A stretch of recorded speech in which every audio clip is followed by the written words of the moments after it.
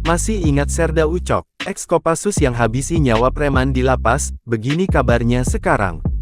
Dulu pada tahun 2013, Serda Ucok sempat menghebohkan publik dengan aksi balas dendamnya.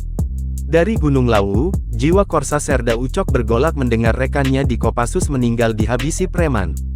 Dan rencana pun disusun dari Gunung Lawu.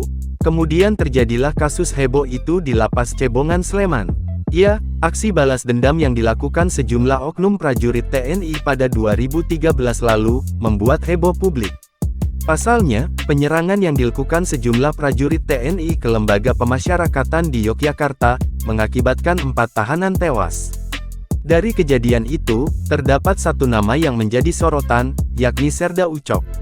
Serda Ucok divonis 11 tahun karena kesalahannya itu. Jarang terdengar lagi, lantas bagaimana kabarnya sekarang? Dilansir dari berbagai sumber, Serda Ucok dikabarkan telah bebas dari penjara.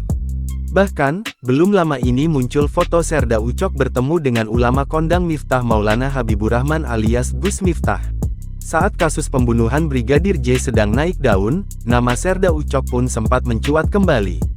Lantaran video Serda Ucok yang diunggah di akun Facebook milik Rohani Simanjuntak yang juga tante Brigadir J pada Rabu, tanggal 3 Agustus tahun 2022, mengaku siap mencari pembunuh Brigadir J.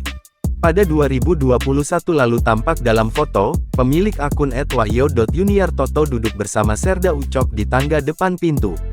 Serda Ucok tersenyum. Pada pintu di belakang mereka, ada tulisan Aula Satya Kartika.